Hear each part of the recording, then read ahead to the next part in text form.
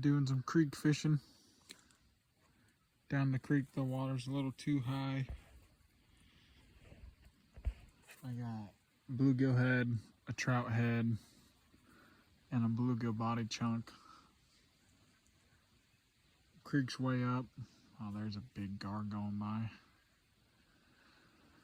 Wish I had live bait, but I didn't want to waste any time.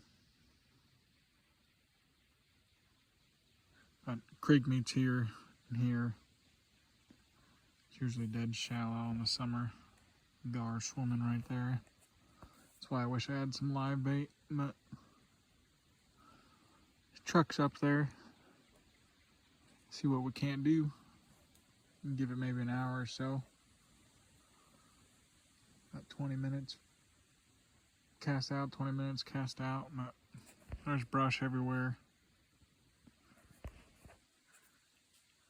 And all kinds of crap in the water, so figure they'll probably be up on the brush, but probably be cruising too. See what kind of kitty cats we can't run into.